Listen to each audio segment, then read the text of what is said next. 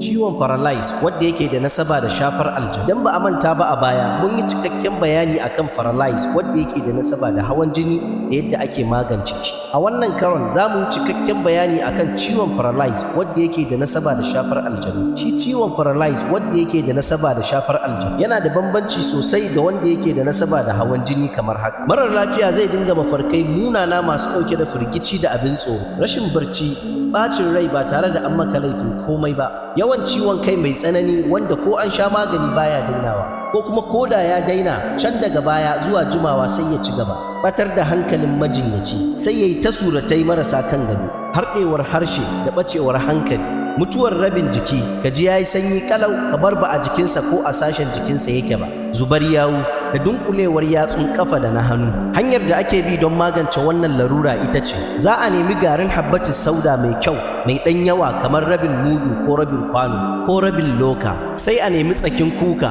wato ganyen kuka ta miya, sai a daka shi yayi tsaki-tsaki ba laushi ba, yawansa ya kai rabin yawan garin habban nan, sai a haɗa su waje guda, sai a nemi bintu sudan guda 4, turaren miski ja guda 4, turaren juda guda 4, turaren za'afaran guda 2, juda da miski dukansu a daskare suke, sai an narka su, sai a cakuɗa su wuri guda, su turarukan kenan. Bayan an cakuɗa turarukan waje guda, sai kuma a juye su cikin wannan haɗin garin habban da tsakin kukan waje ɗaya, a gauraya su su haɗe da junansu sosai, sai a dinga yi wa marar lafiyar hayaƙi da maganin sau 2 a rana, safe da dare. Lokacin kwanciya in za a masa hayaƙin sai an cire masa kayan jikinsa kaf, bayan ya yi tsarki ya yi alwala sai a cire kayansa, yadda hayaƙin zai dinga ratsa dukkanin ilahirin jikinsa gaba ɗaya, sai a dinga karanta masa ayatul kursiyu, falaki da nasi yayin da hayaƙin yake tashi a jikinsa. Sannan a nemi man habbatus saudat kamfanin Himani, da man zaitun original na cikin gwangwani, da man tafarnuwa original ɗan Misra,